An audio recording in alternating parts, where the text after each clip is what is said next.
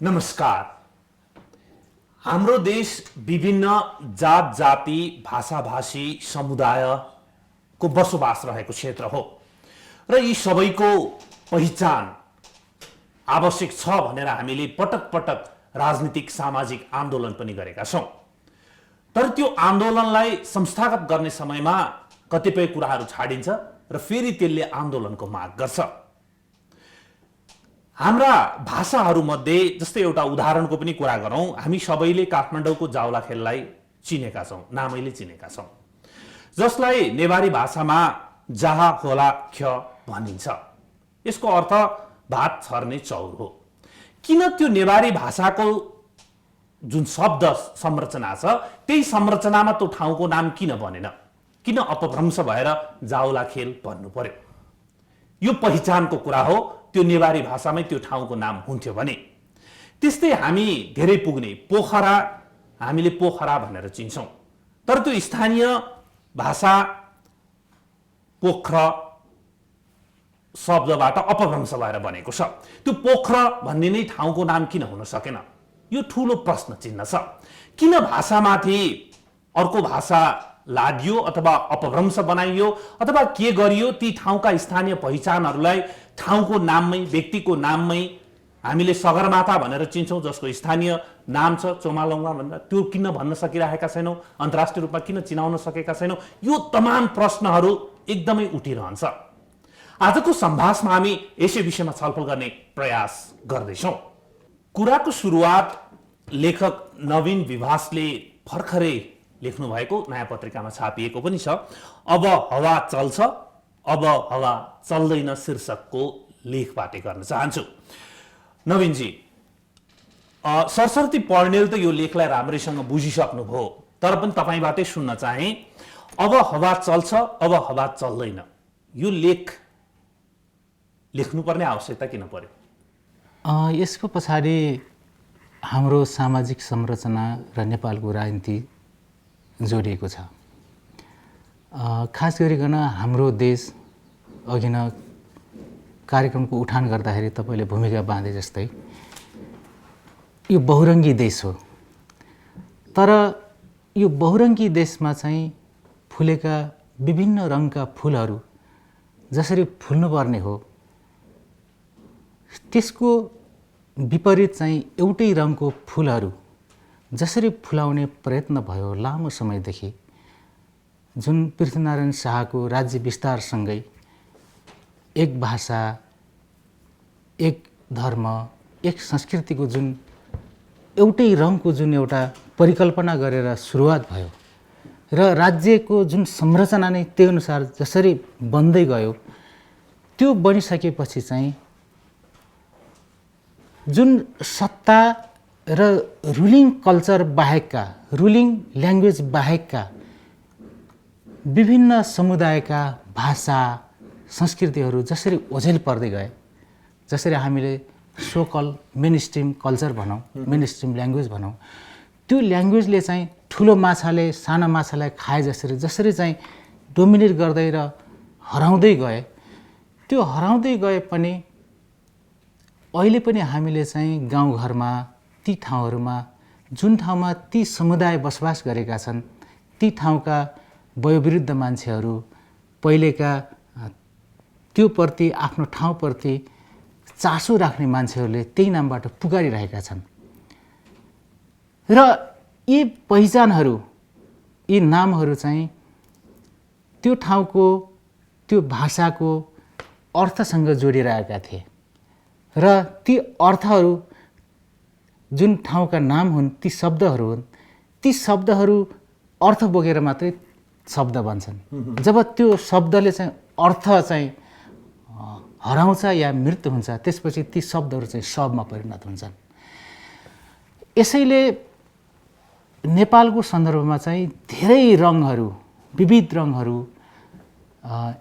जुन हाम्रो रुलिङ खस नेपाली भाषा छ, जुन खस नेपाली कल्चर छ, त्यो बाहेकका अरू समुदाय, अरू भाषा र संस्कृतिहरू जसरी ओझेल पर्दै गए, जसरी उनीहरूले आफ्नो स्वत्व हो, जुन आफ्नो पहिचान गुमाए, त्यो गुमाइसकेपछि खास गरिकन जनआन्दोलन र माओवादी जनयुद्धपछि चाहिँ आफ्नो अस्तित्व र जुन एउटा फुलको रङ मात्रै होइन अरू फुलहरू पनि छन् है यो देशमा, उनीहरूको पनि स्पेस छ है, उनीहरूको पनि यो देश हो भन्ने जुन एउटा चेत र आवाजहरू कुना कुनाबाट जसरी उठ्न थाल्यो, ती आवाजहरूको जुन एउटा गुन्जन छ त्यो गुन्जनलाई चाहिँ एउटा मेन स्ट्रिम मिडियाबाट किन अभिव्यक्त नगर्ने त?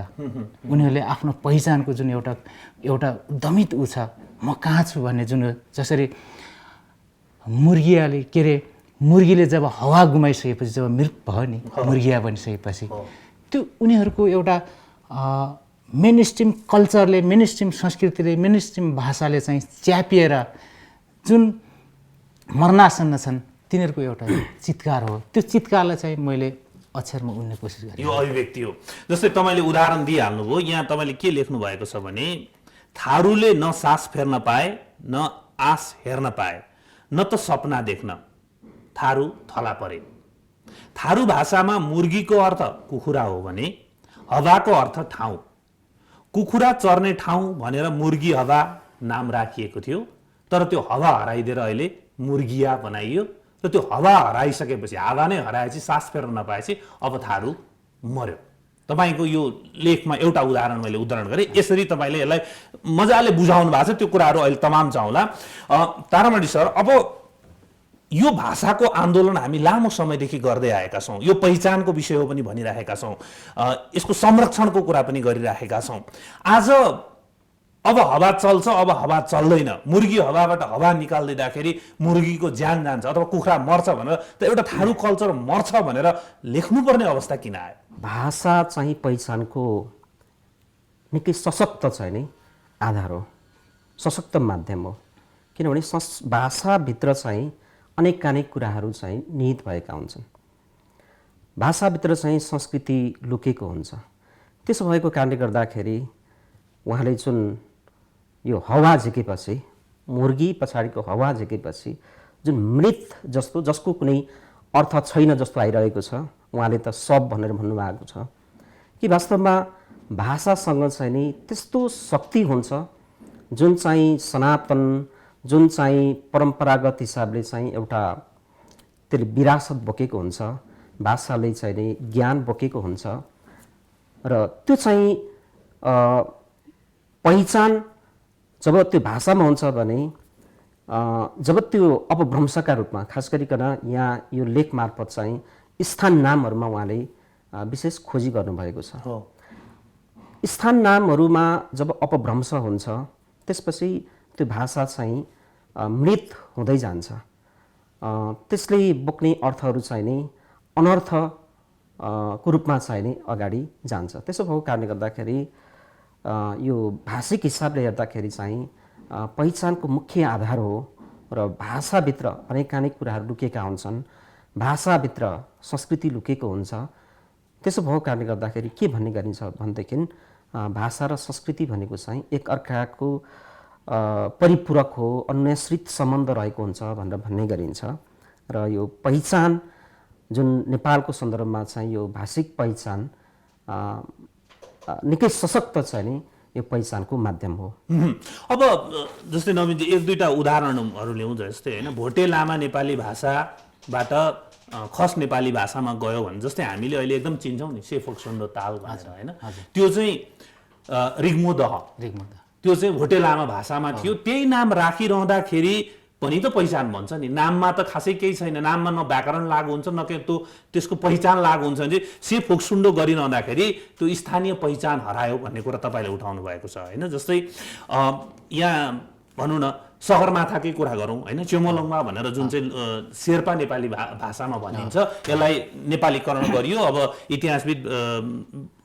इतिहासकार बाबुराम आचार्यले गर्नुभएको भन्ने कुरा हाम्रो नेपाली भाषामा यतापट्टि भेटिन्छ भने शेर्पा नेपाली भाषामा चेमोलङमा नै हो भने त्यो चेमोलङमा नै किन विश्व प्रचारमा गएन भन्ने कुरा पनि यहाँले उठाउनु भएको छ। त्यस्तै गरी हामी धेरैले चिनेको नाम्चे होइन, नाम्चे होइन त्यसको नाम होइन, नाउचे भनेर यहाँले लेख्नु भएको छ। जस्तै काठमाडौँकै हामीले जैसी देवल भन्ने ठाउँ चिन्छौँ, तर त्यो नेवारी भाषामा जोशी देग हो होइन। त्यसकारण त्यसलाई जोशी देगै भनेर अरू भाषाले पनि भन्दाखेरि चिनाउँदाखेरि त्यसको पहिचान पनि रहने र त्यसको अपभ्रंश भएर हामीमाथि भाषाको थिचोमिचो भयो भन्ने आभास पनि नहुने। जस्तै लाङटाङ भन्ने धेरै चिनिएको ठाउँ हो, लङगङ भनेर यहाँले उल्लेख गर्नुभएको छ होइन। यो खालको स्थिति हेरिरहँदाखेरि चाहिँ यो चाहिँ फेरि कस्तो भने स्थान विशेषमा तपाईँले धेरै रिसर्च अध्ययन गर्नुभएको छ। पाइयो के समग्रमा यहाँको अध्ययनको क्रममा यहाँले धेरै यहाँ भाषाविदहरूको जस्तै यहाँ हामीसँगै हुनुभएका डाक्टर तारामणि राईको पनि यहाँले उद्धृत गर्नुभएको छ, धेरैजनाको उद्धृत गर्नुभएको छ, काठमाडौँमा स्नेह सायामीको उद्धृत गर्नुभएको छ, त्यसै गरी देशभरिको उद्धृत। यो रिसर्च गरिरहँदाखेरि देखायो के एउटा त जुन भाषामाथिको जुन राजनीति छ नि त्यसको मेरुदण्ड राजनीति नै हो। जसरी अब त्यसका पनि सजिलो असजिलो केही चाहिँ होला, जस्तो एकरूपता लिने भनेर भन्छन् नि। खास गरिकन राजा महेन्द्र मोडीले जुन राष्ट्रवाद छ, खास गरिकन हिन्दू राष्ट्रवाद, त्यसलाई चाहिँ नेसनलाइजेसनको कुरा ल्याइयो नि। नेसनलाइजेसनको कुरा ल्याइसकेपछि जुन राष्ट्रियकरण गर्ने सबै जात जाति सबै विभिन्न समुदायलाई चाहिँ एउटा उसमा लिने भनेर नेसनलाइजेसनको कुरा ल्याइसकेपछि चाहिँ यहाँनिर छकबहादुर लामाको मैले पर्सनल निकालेको छु। त्यसबेला चाहिँ विभिन्न ठाउँहरूमा अब त्यसबेला त प्रविधिको अहिलेको जस्तो चाहिँ सुविधा थिएन। त्यसबेला चाहिँ चिताराम पोखरेल पौडेल चाहिँ पाटनका चिताराम पौडेल भन्नुभएको छ। खास सिस्नेरी भन्ने ठाउँ अरे उहाँको चाहिँ, उहाँको छोरा हुनुहुन्थ्यो चाहिँ चन्द्रिका पौडेल, धार्मिक कार्यक्रम चलाउनुहुन्थ्यो नि। उहाँ चाहिँ 2021 सालमा नेपालगञ्जबाट 21 दिन हिँडेर हुम्ला पुग्नु भएको रहेछ। त्यसपछि चाहिँ उहाँले चाहिँ त्यहाँ संस्कृत पाठशाला खोल्नुभयो, जागृति पाठशाला। त्यसपछि चाहिँ त्यो नामसँग जोडिएर आउँछ। त्यसपछि उहाँको नाम लामाकै घरमा बस्नुभयो। त्यो वरपरको 52को एकदमै नाम चलेको लामा हुनुहुन्थ्यो, उहाँले नाम दिनुभएको थियो। उहाँको छोरालाई पनि छवान, त्यसपछि उहाँले छवानको नाम छकबहादुर बनाइदिनु भयो। त्यसपछि चाहिँ जुन एउटा मेन स्ट्रिम कल्चर छ हिन्दू कल्चर नेपालको, त्यो हिन्दू कल्चर अनुसार चाहिँ उनीहरूलाई खान बस्न बोल्न सबै खालको कल्चर चाहिँ सिकाउनु भयो। मैले यो किन जोड्न खोजेँ भने योसँग यसको पछाडि चाहिँ राजनीति जोडिएको छ। जुन नेसनलाइजेसनको कुरा आएको थियो त्योसँग जोडिएर आयो एउटा। अर्को चाहिँ विभिन्न जात जातिहरूका जुन खस नेपाली भाषा इतरका सबै जात जातिहरूको चाहिँ लेख्य परम्परा चाहिँ छैन। उनीहरूको लेख्य परम्परा नभइसकेपछि उनीहरूका स्थान नाम सबै नामहरू त ओरल थिए होइन, मौखिक रूपमा भएका होइन। अब लेख्यमा जाँदाखेरि चाहिँ जसरी यो चाहिँ भट्टराई परिवारको जुन उच्चारण हो नि, त्यो उच्चारण चाहिँ लेख्यमा आउँदाखेरि चाहिँ नसकिने, अप्ठ्यारो हुने। जस्तो मेरो गाउँदेखि पारि सिजा भन्ने छ, सिजा हो क्या, आधा स अनि ह बनाएर या आधा ह बनाएर सिजा बनाउने हो। तर यहाँ लेख्दाखेरि चाहिँ सीमाथि थोप लगाएर सिजा बनाइदिए भन्नाले यो कतिपय चाहिँ प्र्याक्टिकल कुरामा यहाँ लेख्यमा आउँदाखेरि पनि देखिएको छ। अनि यसरी जाँदाखेरि चाहिँ के छ भने त्यो परिवारको मान्छेहरू त राज्यका स्टेटमा त एकदमै कम छ। जस्तो प्रसङ्गवश त्यही कुरा भएको थियो, सांसद पनि हुनुहुन्छ छकबहादुर लामा चाहिँ। त्यसबेला चाहिँ गाउँ पञ्चायत थियो, गाविस भयो, अहिले चाहिँ गाउँपालिकाको वाडाहरू छ। तर त्यो वाडाको सचिवसम्म आइपुग्दाखेरि चाहिँ त्यो सचिवहरू चाहिँ कोही पनि त्यो समुदायका मान्छेहरू चाहिँ थिएनन् के। भन्नाले एकदम रेयर होला, कोही होला अपवादमा, तर धेरै जस्तो थिएनन्। नभएपछि चाहिँ जुन मेन स्ट्रिम कल्चरको जुन मेन स्ट्रिम जुन खस नेपाली भाषा बोल्ने जुन कर्मचारी छ, त्यहाँको सचिव छ, सचिवले चाहिँ आफ्नो अनुसार चाहिँ लेखिदियो। एउटा त सिङ्गो राजनीति छँदैछ एउटै बनाउने भन्ने। अर्को चाहिँ त्यहाँ जाने कर्मचारीसँग त्यो राजनीतिक चेतना नहोला, तर उसलाई चाहिँ सजिलो जे हुन्छ ऊ चाहिँ राखिदियो, नजिकको मिल्ने खस नेपाली भाषामा लेखिदियो। अनि कतिपय चाहिँ ठ्याक्कै ट्रान्सलेट गरेको छ। जस्तो मोचाबारीलाई चाहिँ केराबारी बनाइदियो होइन, मोचाको अर्थ चाहिँ मगरढुटमा चाहिँ केरा हो होइन। अनि जस्तो मान्डीबाङ छ, यो ऊर्जा मन्त्री वर्षमान पुनको गाउँको नाम चाहिँ माडीचौर बनाइदियो होइन, बाङ भनेको चौरो होइन। यसरी चाहिँ ठ्याक्कै त्यो भाषामा खस नेपालीमा के अर्थ लाग्छ त्यसको चाहिँ रूपान्तरण गरिदियो। यसरी चाहिँ जुन निजत्व बोकेको आइडेन्टिटी बोकेको जुन नामहरू छन्, ठाउँहरूका नामहरू चाहिँ ती चाहिँ खस नेपाली भाषामा चाहिँ सारिए। अब यही कुरालाई चाहिँ समाजशास्त्री एमएन श्रीनिवासले चाहिँ इन्डियाका समाजशास्त्री उनले चाहिँ संस्कृताइजेसन भनेर भनेका छन्। खास गरिकन हिन्दू मिथ, हिन्दू कल्चर अनि हिन्दू अनुसार चाहिँ हिन्दुनाइजेसनको जुन प्रक्रिया छ, जुन इन्डियामा भयो, जुन नेपालमा चाहिँ विभिन्न जात जातिहरूमा चाहिँ त्यो खालको देखिन्छ। खास गरिकन मेन स्ट्रिम उसले चाहिँ खास गरेर स्टेटकै उसबाट भइसकेपछि, किनभने हामी त योभन्दा अगाडि त राज्यको धर्म नै हिन्दू थियो होइन, हिन्दू राज्य भन्ने थियो।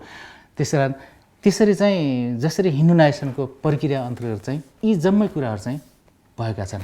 अब जस्तै यहाँले लेख्नु भएकै छ, मगर खाम भाषामा राखिएको रुकुम रुकुम भयो होइन, रुकुम भएको थियो। बदेल खेल्ने ठाउँ भनेर खाम भाषीले दिएको उनाम नाम त हुकाम भएको थियो होइन, यसरी यहाँले लेख्नु भएको छ। अघि यहाँले भन्नुभयो मान्दिबाङलाई माडी चौर बनाइएको छ होइन। त्यसै गरी अर्को पानीले भरिपूर्ण ठाउँ भनेर मगरले नाउँ दिए धौलासिरी, त्यसलाई नजिक नजिक लगेर धौलागिरी बनाइदिए होइन। भनेको लोकल भाषाहरूलाई चाहिँ यसरी मार्ने काम भइरहेको छ होइन। अब जस्तै प्रकृति पूजक मगरले खोला नाला पुज्थे होइन, यो बडो रोचक छ। खोला नाला पुज्थे, तिनले पुज्ने आरुङ खोला होइन, आरुङ खोला भनेर उनले पुज्थे, त्यसलाई अहिले अरुण खोला भनेर बनाइदियो, हामी अरुण खोलै भनेर चिन्छौँ होइन, ठाउँको नाम यसरी। त्यसै गरी चाहिँ आरिक भन्ज्याङलाई चाहिँ अहिले आर्य भन्ज्याङ बनाइएको छ। यसो भनेको यो जस्तै पहिचान र भाषामाथि पहिला राजनीति गरियो होइन, अहिले पनि गरिँदैछ भन्ने हो कि पहिला राजनीति गरेर बिगारिसक्यो अहिले के गरिँदैछ भन्ने हो?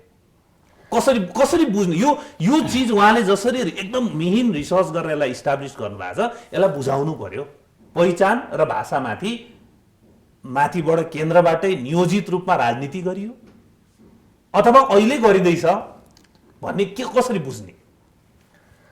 नवीनजीले यो लेख मार्फत नेपालमा धेरै जातिहरूको, विशेष गरी आदिवासी जनजातिका भाषाहरूमा भएका अपभ्रंशको एउटा प्याराडाइम दिनुभएको छ यहाँनिर। यो फेरि एउटा प्याराडाइम मात्रै हो होइन त? एउटा मात्रै हो। र यो अपभ्रंशको प्याराडाइम हेर्दाखेरि चाहिँ मैले दुई तरिकाले चाहिँ विश्लेषण गर्छु। एउटा चाहिँ बाह्य कारणले गर्दाखेरि अपभ्रंश हुन्छन्, अर्को चाहिँ आन्तरिक हिसाबले। अब बाह्यभित्र चाहिँ के पर्छ भन्दाखेरि तपाईँको चाहिँ नि सोसियो पोलिटिकल कारण हुन्छ, त्यसको चाहिँ त्यो सामाजिक राजनीतिक कारण हुन्छ। जस्तो उहाँले अघि भन्नुभयो कि एउटा चाहिँ त्यो राजनीतिक प्रभावको कारणले गर्दाखेरि अपभ्रंश हुन्छ। विशेष गरी चाहिँ नि पञ्चायत कालमा हामीले त्यो देख्छौँ। खास गरिकन महेन्द्रीय राष्ट्रवादका बेलामा उनले चाहिँ जतिखेर राष्ट्रवादलाई मुखरित गरे त्यतिखेर चाहिँ हामीले त्यस्ता खालका प्याराडाइमहरू चाहिँ हामीले पाउँछौँ। त्यसको अवशेषहरू अहिले पनि छन्। अर्को चाहिँ आन्तरिक संरचना हेर्दाखेरि, अपभ्रंशको संरचना हेर्दाखेरि चाहिँ आन्तरिक हिसाबले हेर्दाखेरि चाहिँ एउटा सरलीकरण गर्ने नाममा चाहिँ अपभ्रंश भएको देखिँदो रहेछ। जति अप्ठ्यारा नामहरू छन् त्यसलाई चाहिँ सरल गर्ने नाममा अपभ्रंश चाहिँ नै गर्दा रहेछन्। त्योभित्र त अब पब्लिक आफै पनि त्यसको चाहिँ नि कारक होला, तर एउटा कारण चाहिँ त्यो रहेछ। किनभने भाषा विज्ञानले चाहिँ के भन्छ भनेदेखि मान्छेले सजिलोभन्दा सजिलो उच्चारण गर्न चाहिँ उसले सहज फिल गर्छ। त्यो हिसाबले पनि अप्ठ्यारा चाहिँ नामहरूलाई उहाँले छवन बहादुरलाई छक्क बहादुर बनाइयो। त्यो चाहिँ अब यता नेपाली भाषामा चाहिँ सजिलोका लागि चाहिँ त्यसो गरिएको देखिन्छ। एउटा त्यो देखिँदो रहेछ।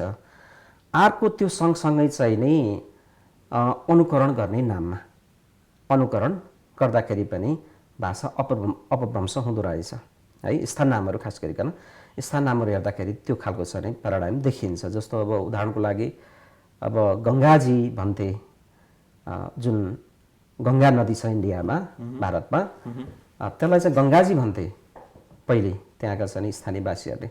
तर अङ्ग्रेजहरूले जब त्यहाँ रुल गर्यो त्यसपछि उनीहरूले गङ्गेज भनेर बनायो क्या।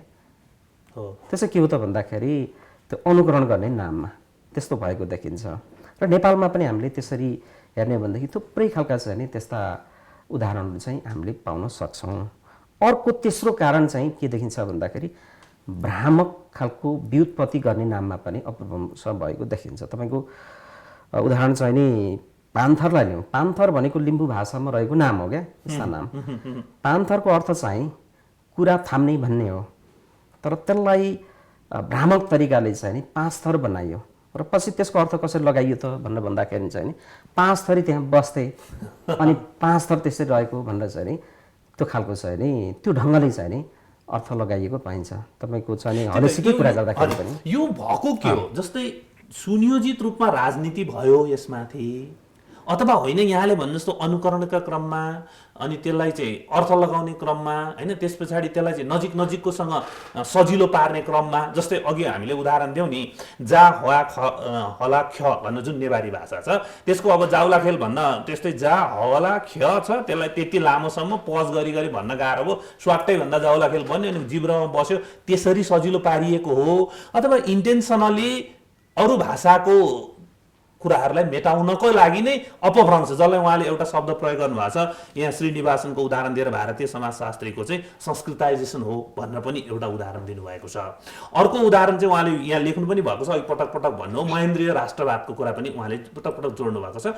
र पछिल्लो आइपुग्दा उहाँले यो आर्टिकलमा ट्रम्प मोदी र अहिले वर्तमान प्रधानमन्त्री केपी ओलीको राष्ट्रवादको कुरालाई पनि जोडेर उल्लेख गर्नुभएको छ यो साँच्चै इन्टेन्सनली भएको राजनीति हो अथवा यहाँले भनेका कारणहरूले गर्दाखेरि त्यसो हुन गयो अब मलाई त के लाग्छ भन्दाखेरि मूलभूत रूपमा हेर्ने हो भनेदेखि त अब त्यो पोलिटिकल कारण नै हो है अब त्यो राज्य सत्ताको अभ्यास गर्ने क्रममा मेन स्ट्रिममा जो छ उसले चाहिँ नै त्यसरी लाद्ने कुरा हुन्छ लादिरहेको पनि छ तर त्यसो भनेर मात्रै पनि हुँदैन होला भन्ने मलाई लाग्छ मैले अघि जति उदाहरणहरू दिएँ केही चाहिँ आन्तरिक कारणले पनि अपभ्रंश चाहिँ नै भएका छन् त्यो कुरालाई पनि हामीले चाहिँ नि निषेध गर्न हुँदैन होला भन्ने मलाई लाग्छ अब माइकल ओजेल जो लिङ्ग्विस्ट पनि हुन् एन्थ्रोपोलोजिस्ट पनि हुन् एन्थ्रोपोलोजिकल लिङ्ग्विस्ट हुन् यसो भन्दा न्याय होला उनले चाहिँ दुई तरिकाले चाहिँ नेपालमा चाहिँ नि यो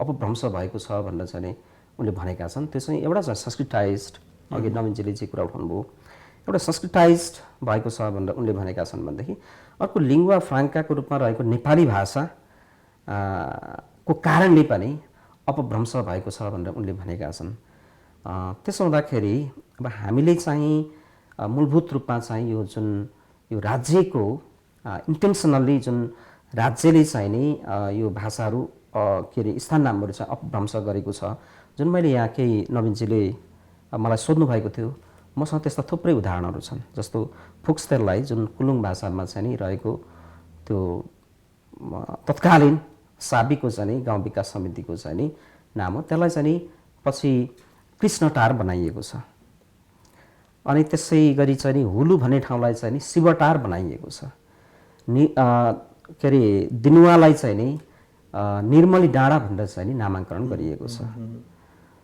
त्यसपछि अर्को चाहिँ नि दोर्पालाई चाहिँ नि चिउरी डाँडा भनेर चाहिँ नि यसरी बनाइएको छ यो चाहिँ के हो त भन्दाखेरि इन्टेन्सनली यसमा केही पात्रका नामहरू आएका छन् यो चाहिँ के हो त भन्दाखेरि त्यो सिधै त्यो पात्रलाई त्यहाँनिर त्यसरी स्थापित गर्नुको पछाडि चाहिँ नि त्यो हिन्डुनाइज्ड गर्ने त्यो इन्टेन्सन देखिन्छ त्यसरी भएका थुप्रै जस्तै अब एउटा भनौँ न यिनीहरू अब खिचापुखु भनेर नेवारी भाषामा भने चाहिँ यसलाई खिचापोखरी बनाइएको छ होइन त्यसलाई अघि उहाँले भनेको जस्तो खस भाषामा ट्रान्सलेटै गरिएर यस्तो खालको नाम बनाएको छ लगलाई लगन बनाएको छ अस माथि थोप्ला छ त्यसलाई असन भनेर हामी चिन्छौँ अहिले अब थबई होइन माथिल्लो ठाउँ भनेर जुन नेवारी भाषामा भन्छ त्यसलाई ठमेल बनाइएको छ मैले भन्न खोजिरहेको छु अघि जाउलाले ठमेलको सट्टा थबही नै भनेर त्यो ठाउँलाई चिनाउँदाखेरि के बिग्रिन्छ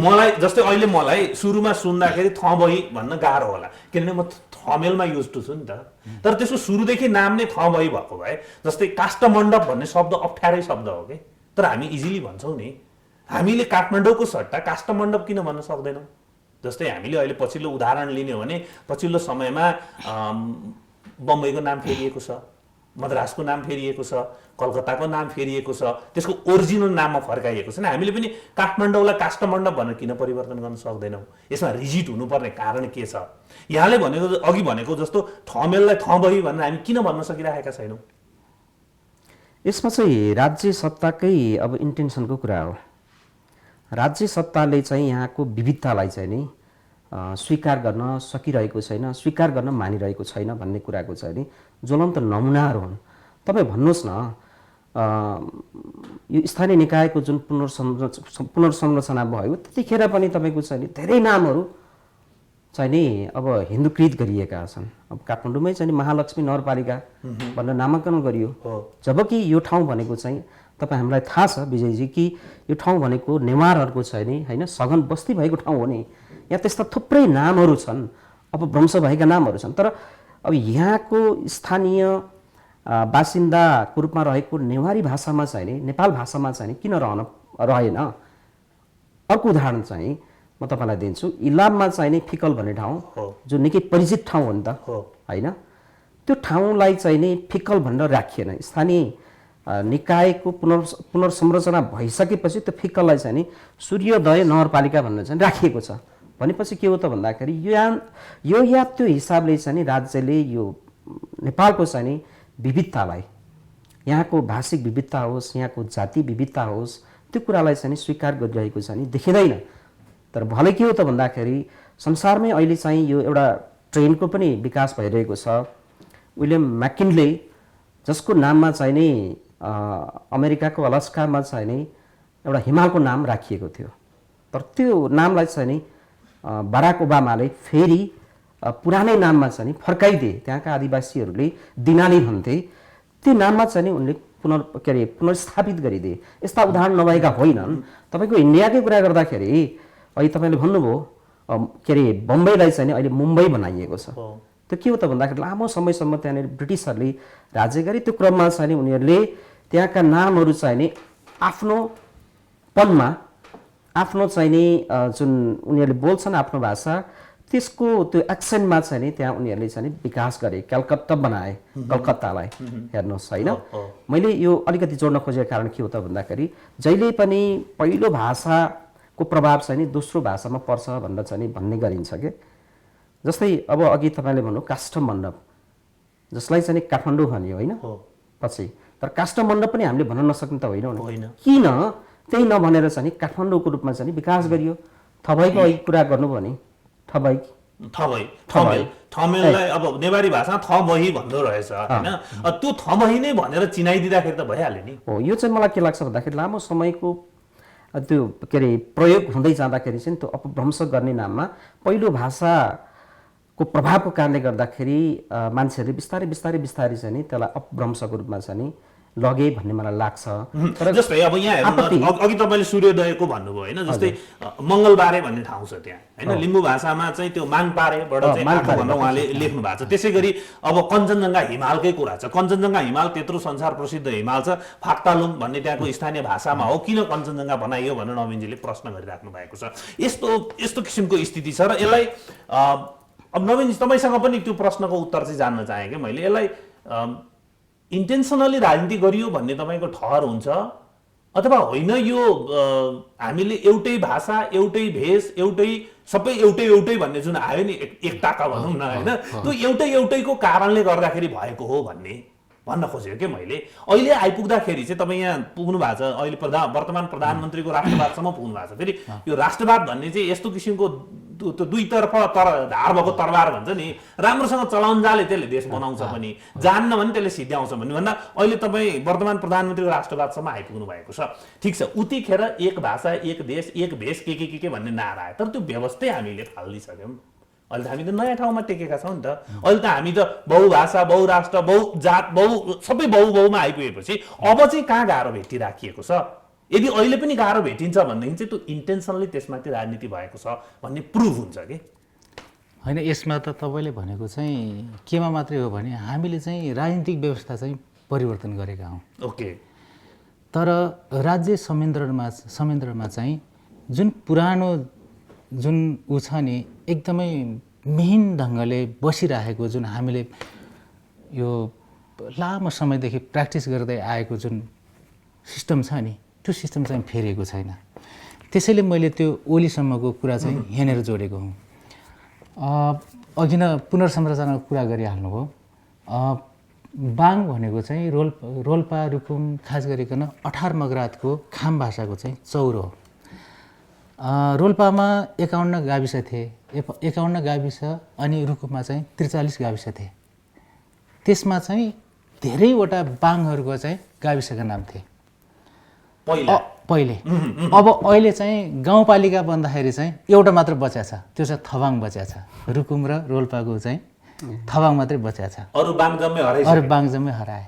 मैले यो जोड्न खोजेँ के भने मुख्य कुरा त राजनीति नै हो, त्यसपछिका अरू व्यवहारिक ढङ्गले आउने, उहाँले पनि अघि नै प्रश्न पार्नुभयो, त्यसपछि आउने व्यवहारिक ढङ्गका अरू कुराहरू चाहिँ के अरे सहायक हुन्। त्यसकारण हाम्रो जुन तपाईँले भन्नुभयो हामीले त्यो सिस्टम त फालिसक्यौँ भन्नुभयो नि, त्यो सिस्टम चाहिँ हामीले राजनीतिक रूपमा मात्र फालेका छौँ, तर व्यवहारिक रूपमा चाहिँ हामीले अहिले पनि फालेका छैनौँ। मैले अघि नै भनिसकेँ, जस्तो सहभागिताको कुरा गर्दाखेरि त हाम्रो सहभागिता त त्यहाँ त पहिलेदेखि छ नि, किन त्यसो भए हावा चल्दैन भनेर मैले यहाँ प्रसङ्ग उठाएको छु नि। जस्तो त्यो बेलामा पनि बालाराम घरती मगरहरू चाहिँ सांसद थिए, कैयौँ पालि मन्त्री भए, फतेसिंह थारूहरू भए, पद्मसुन्दर लाउतेहरू भए, धेरै भए नि होइन। अनि अहिलेको संरचना पनि रामबहादुर थापा बादलदेखि लिएर वर्षमान पुनहरू होइन, थमाया थापाहरूदेखि लिएर थुप्रै छन् नि राज्य संरचना। तर के हो भने समय छौँ नि होइन। तर भएको के हो भने त्यो संरचनामा चाहिँ जुन पुरानो संरचना छ नि, मैले भने त्यो मेन ढङ्गले त्यो भित्रसम्म पसेको सिस्टम भएको थियो, त्यो सिस्टम चाहिँ फेरिएको छैन। त्यहाँ त व्यक्ति मात्रै फेरिएको हो कि व्यक्ति मात्रै आएको हो कि।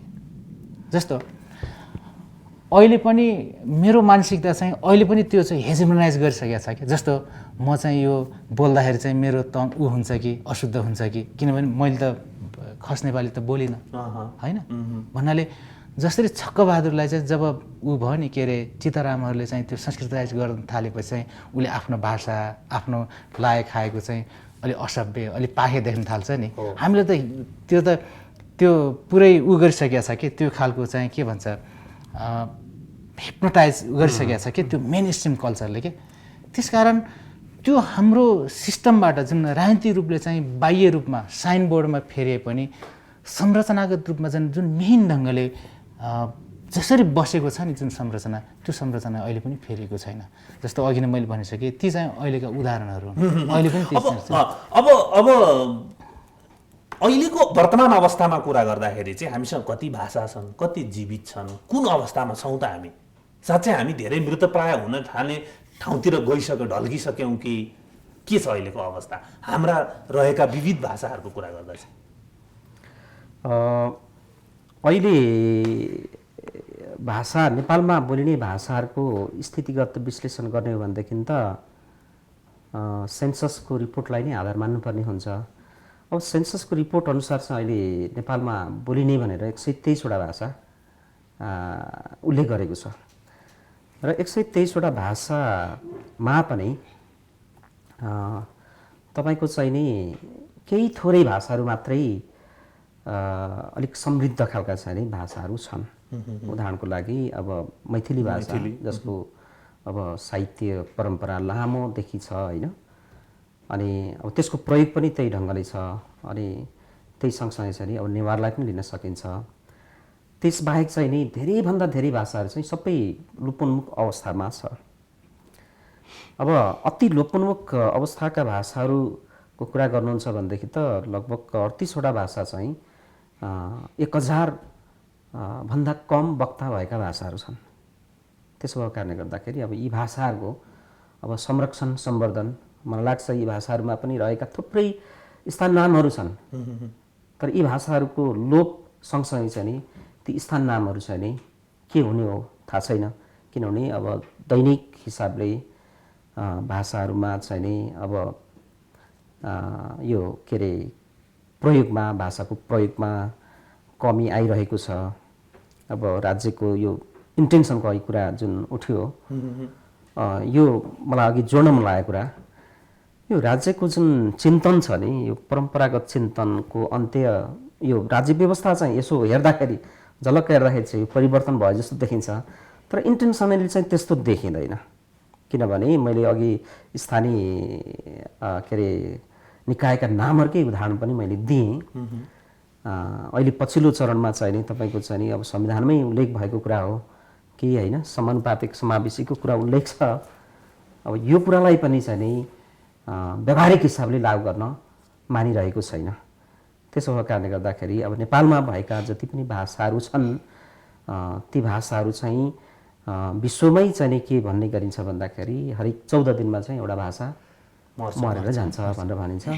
नेपालमा त तपाईँलाई 1000 भन्दा कम वक्ता भएका चाहिँ नि वक्ता सङ्ख्या भएका चाहिँ भाषाहरू थुप्रै छन्। ती भाषाहरू चाहिँ छिटैभन्दा छिटो एकदम छिटोभन्दा छिटो त्यसलाई चाहिँ नि अब ड्रामेटिकल्ली होइन संरक्षण सम्वर्धन गर्ने कुनै उपाय चाहिँ नि हामीले अपनाउन सकेनौँ भने ती भाषाहरू चाहिँ नि लोप हुन्छन्। अब त्यसमा भाषा बोल्ने मान्छेलाई नै संरक्षण गर्ने, त्यो भाषा संरक्षण गर्ने कसरी गर्ने भन्ने एउटा हामीले डाइरेक्ट इन्टरभेन्सनको कुरा भयो होइन। अर्को लागेको इन्डाइरेक्ट रूपमा यी ठाउँका नामहरू उनले बोलेका भाषाबाट जोडिएर आउने कुराहरूलाई जस्ताको तस्तै राख्दै गएको भए पनि ती जीवित रहँदै जान्थ्यो होला। कुनै दिन बोल्ने मान्छे भएन भने पनि यो के नामबाट राखेको भनेर कुनै अनुसन्धाताले अनुसन्धान गर्यो भनेदेखि यो त्यतिखेरको यो भाषाबाट राखेको रहेछ नि, भाषिक पहिचान त रहँदै जान्छ नि त। तर जसरी चाहिँ खस नेपाली भाषाले एकदम इन्टरभेन गर्दै लगेको छ र अघि नवीनजीले भन्नुभयो जस्तो यस्तो भइसक्यो कि अब बोल्दाखेरि पनि खस नेपाली राम्रो बोले मान्छे म नेपाली अथवा म राम्रो मान्छे, मेरो आफ्नो मदर टङ अथवा मेरो मातृभाषा मैले राम्रो बोलेँ भनेदेखि चाहिँ म नेपाली होइन, दोस्रो दर्जाको नेपाली हो कि भन् जस्तो जुन भाव क्रिएट हुँदै गएको छ नि, त्यसको पछाडिको कारण के? यो चाहिँ कुनै बेला एकल भाषिक नीति जुन लागू गरियो, एकल भाषिक नीति लागू गरिसकेपछि के भयो त भन्दाखेरि अब एउटै भाषा बोल्नुपर्ने, नेपाली भाषा बोल्नुपर्ने र त्यसले चाहिँ लामो समयसम्म चाहिँ हेजेमोनाइज गर्यो क्या। खास गरिकन हेजेमनी जस्तो मेरो भाषा चाहिँ नि कोही भाषा हो भने अब मैले चाहिँ स्कुलमा पढ्न जाँदाखेरि चाहिँ नि नेपाली भाषा बोल्न पर्ने भयो। अब त्यहाँ मैले जानी नजानी अहिले पनि मैले नेपाली चाहिँ नि प्रष्ट बोल्न जान्दैन है, घरिघरि टटमट यस्तो भइहाल्छ। यो के हो त भन्दाखेरि हामीले दोस्रो भाषा जुन प्रयोग गऱ्यौँ त्यसमा चाहिँ नि पहिलो भाषा जतिको कमान हुँदैन है। त्यसो भएको कारणले गर्दाखेरि अब दोस्रो भाषा बोल्दाखेरि भएका कमी कमजोरीहरू भनेको पहिलो भाषा बोल्न नपाएको कारणले गर्दाखेरि दोस्रो भाषा सिक्दाखेरिको कारणले गर्दाखेरि हो। त्यसो हुँदाखेरि अब यो एकल भाषिक नीति नै हो, लामो समयसम्म यो रह्यो। एकल भाषिक नीतिको लामो अभ्यासको कारणले गर्दाखेरि जसको अवशेष अहिले पनि देखिन्छ, प्रयोगहरूमा देखिन्छ। अहिले अब स्थान नामकै कुरा हामीले यहाँ छलफल गरिरहेका छौँ, स्थान नामहरूमा पनि त्यो देखिन्छ। अब अहिले हामीले तत्कालै चाहिँ अब प्रयोग गर्ने कुरा त होला, तर के हो त भन्दाखेरि लामो अभ्यास चाहिँ नि भयो क्या। अब चमोलङमा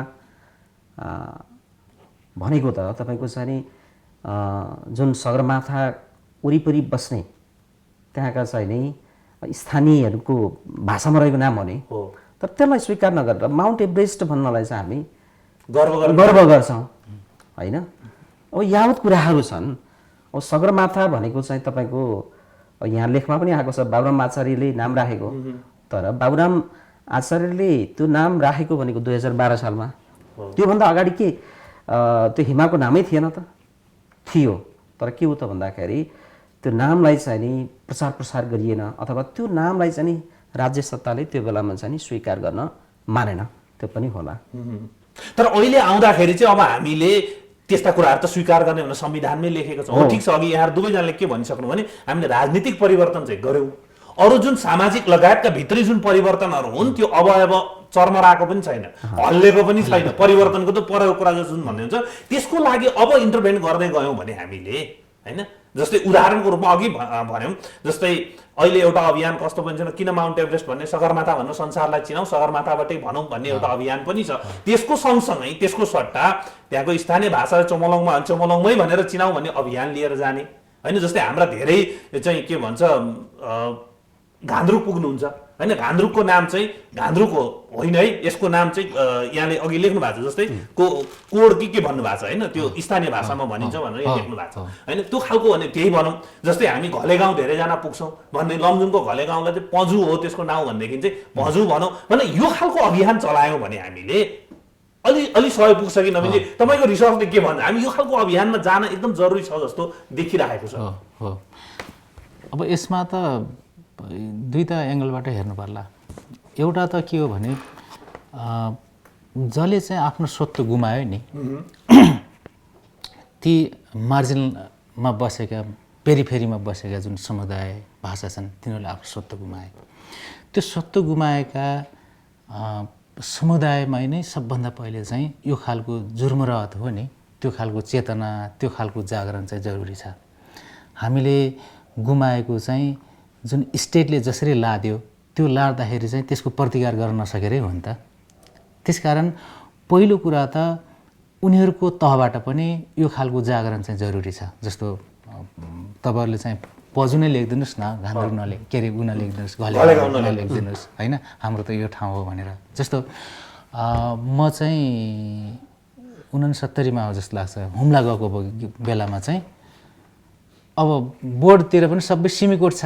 अब हामीले पढा त सिमीकोट हो नि, त्यो सिमकोट रहेछ के, मी बनाइदिए के, किनभने सिमी भन्ने शब्द सुनिराखेको होइन, त्यो त सिम परेको सिमिलो ठाउँको नाम चाहिँ सिमकोट रहेछ के हो। यसरी नै अरू ठाउँका यहाँका स्थानीयहरूले पनि हाम्रो त यो ठाउँ है, तपाईँहरूले चाहिँ यो भनिदिनुहोस् भन्ने खालको त्यो चाहिँ जसले गुमाएको छ नि, त्यो गुमाएको समुदाय त्यो ठाउँले नै आफ्नो जुन जागरण हो नि त्यो चेतना चाहिँ उनीहरूमा आउनु पर्यो।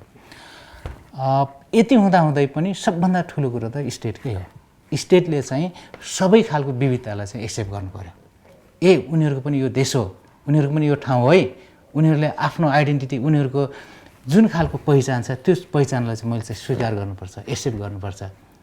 फलानाको नाम फलाना एउटा यो प्रश्न सोध्छु अनि तपाईले जवाफ दिनलाई यो प्रश्न सोध्छु, तपाईले लेखेकैबाट प्रश्न बनाउँछु मैले। तर अहिले संघीय लोकतान्त्रिक गणतन्त्रमा आइपुगेका छौँ हामी। संघीय लोकतान्त्रिक गणतन्त्रको संविधान 2072 जारी भएर एउटा चुनाव भएर अहिले 2/3 बलियो सरकार प्रधानमन्त्री केपी ओलीको नेतृत्वमा छ। तर त्यो नेतृत्वलाई तपाईँ शङ्का गरिराख्नु भएको छ है। जस्तै त्यसैबाट प्रश्न बनाउँछु कि भने तपाईँ के लेख्नुहुन्छ भने ट्रम्प टेम्परेचर लोमय छ, जस्तो छ मोदीको मौसम, काकताली हो कि नेपाली खप्पर नै त्यस्तो हो कुन्नी, नेपालमा पनि ट्रम्प र मोदी अनुहारकै ओली मौसम छ, जातेरी भनेर तपाईँले लेख्नु भएको छ।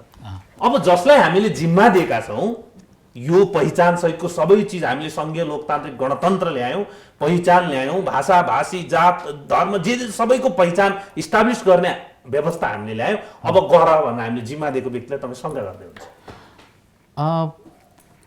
त्यो शङ्का गर्ने ठाउँ त उहाँहरूले दिनुभएको।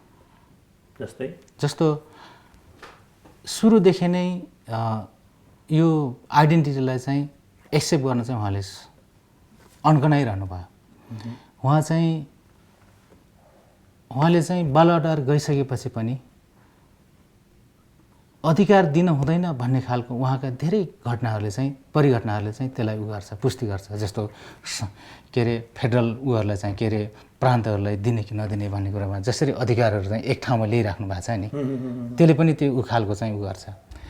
अर्को चाहिँ उहाँले चाहिँ जसरी आइडेन्टिटीमाथि विभिन्न भाषा भाषी र अरू पेरिफेरीमा रहेकाहरूलाई चाहिँ दिने उहाँको जुन एउटा भर्बल वर्डिङहरू छ नि, भाषणमा होस् या अरू काम गरेमा पनि त्यसको चाहिँ रिफ्लेक्सन देखिन्छ। त्यसैले जसरी त्यो अनुदार खालको जुन राष्ट्रवादको नामले उदाएका छन् नि ट्रम्पहरू, मोदीहरू, त्यसरी नै एउटा सिजनल जुन खास गरिकन नाकाबन्दीपछि जस्तै राष्ट्रवादको कुरा लिएर उहाँ चाहिँ सत्तामा आउनुभयो, त्यो खालको एक खालको त्यो इमोसन हो नि, राष्ट्रवादको जुन इमोसन पब्लिकले पनि उहाँलाई चाहिँ भोट दिनुभयो।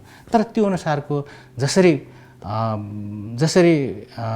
हाम्रो देशको जुन विविधता हो, हाम्रो देशको जुन एउटा सङ्घीय लोकतान्त्रिक गणतन्त्रको जुन एउटा संविधान हो, त्यो संविधानले डाइरेक्ट गरेका जुन दिशामा हो नि, त्यो दिशामा चाहिँ उहाँको नदेखेपछि चाहिँ मैले यो कुराहरू चाहिँ गरेको। अब त्यसो भएदेखि भनेपछि हाम्रो समाजले अझै अर्को खालको सांस्कृतिक आन्दोलन खोजिराखेको छ भन्ने म्यासेज लिउँ मैले। त्यो त जारी रहन्छ होला, किनकि सहज रूपले एक्सेप्ट गरेको त देखिएन।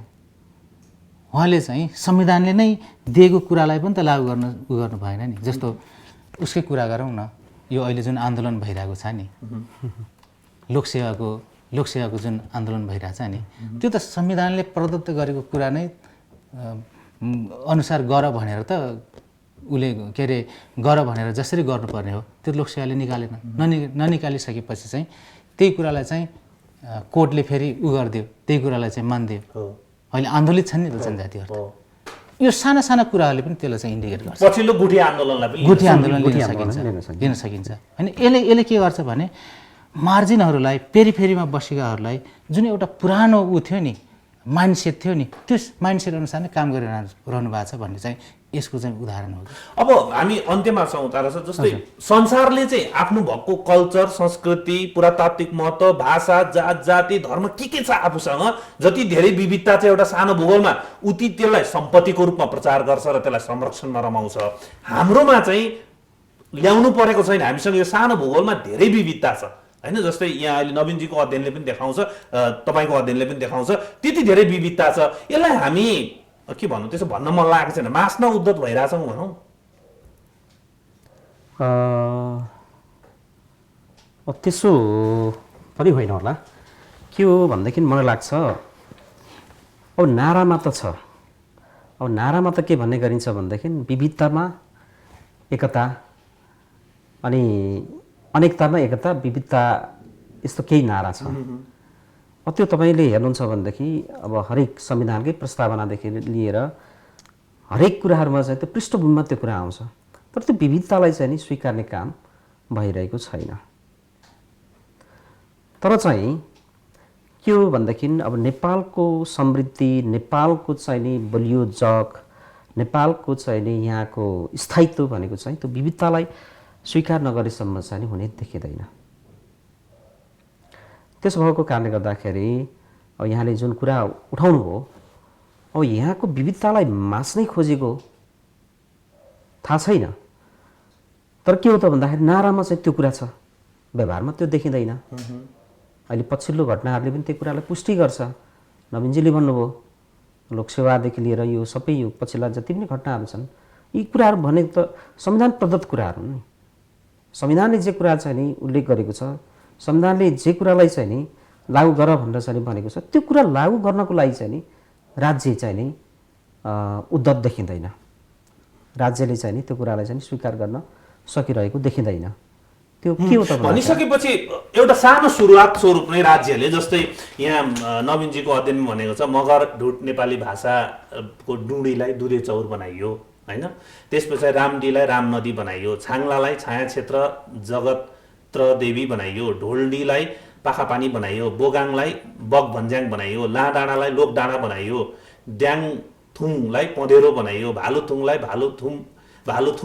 भालुथुम बनाइयो होइन, दार्सिङलाई दरथुम बनाइयो, आङडीलाई आधी खोला बनाइयो होइन, आरेक भन्ज्याङलाई आरे भन्ज्याङ बनाइयो, आरुङ खोलालाई अरुण खोला बनाइयो भनेको छ नि। राज्यले पोजिटिभ स्टेपै सही, यी नाम चाहिँ यसका पुरातन पहिचान सहितको स्थानीय पहिचान सहितको नाममा लेट्स कन्भर्ट, परिवर्तन गर्न थालौँ, काठमाडौँलाई काष्ठमण्डप भनौँ भनेर सुरुवात गर्यो भने म्यासेज दिन सक्छ। राज्यले चाह्यो भनेदेखि सक्छ। किनभने मैले अघि पनि भने अब संसारमै पुनर्स्थापित गरिएका नामहरू प्रशस्तै छन् है।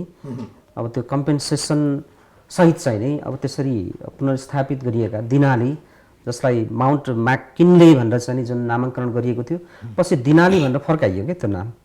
त्यसरी गर्न सकिन्छ। कमसेकम चाहिँ नि अब स्थानीय पहिचानलाई चाहिँ नि बचाउनको लागि, संरक्षण सम्वर्धन गर्नको लागि ल है यो नाम छ भने यसैलाई संरक्षण गरौँ भनेर चाहिँ नि गर्न सकिन्छ। तर यसका निम्ति चाहिँ नि राज्यले त्यो खालको पोलिसी निर्माण गर्न पर्यो। स्थानीय निकायको संरचना हुँदाखेरि पहिचान सहितको नामकै सवालमा पनि धेरै ठाउँहरूमा चाहिँ नि अब बाङकै कुरा गर्दाखेरि अब कति ठाउँको बाङ चाहिँ हरायो, एउटा थबाङ मात्रै बाँकी रह्यो भनेर उहाँले भन्नु भने यसरी नामेट गर्ने काम भएको छ। राज्य यसका निम्ति चाहिँ नि पोजिटिभ हुनु पर्यो। संस्कृताइज गरिएका नामहरू छन्, उदाहरणको लागि चाहिँ यो अब कर्णाली महाकाली यसरी चाहिँ नि यो कति नामहरू छन्, यी सबै संस्कृताइज गरिएका नामहरू हुन्। तर अहिले तपाईँको चाहिँ नि दुईटा प्रदेशको चाहिँ नामाङ्कन भएको छ, बाँकीको भएको छैन।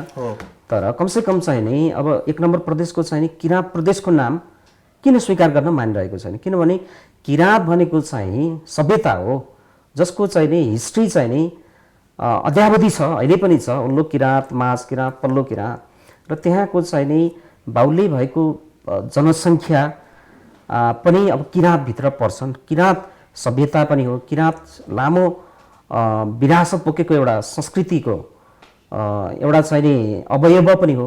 त्यो कुरालाई पनि स्वीकार गर्न मानिरहेको छैन। अहिले प्रस्तावितमा चाहिँ नि कोशी प्रदेश यसरी आइरहेको छ, तपाईँको चाहिँ नि विराट प्रदेश। अब यसले पनि के देखाउँछ भन्दाखेरि अन्य जुन यहाँको विविध जातिहरू छ उनीहरूको भाषामा रहेका अथवा उनीहरूको पहिचानमा रहेको नामलाई पनि स्वीकार गर्न चाहिँ नि सकिरहेको छैन। अब गण्डकी प्रदेश भयो, माग त मलाई लाग्छ मगराबको थियो होला होइन। त्यसो भएको कारणले गर्दाखेरि राज्य चाहिँ नि अहिले पनि पोजिटिभ देखिँदैन। तपाईँहरूको यो अभियान दुवैजनाको जारी रहोस्। समय दिनुभयो यहाँहरू दुवैजनालाई धेरै धेरै धन्यवाद। धन्यवाद। धन्यवाद।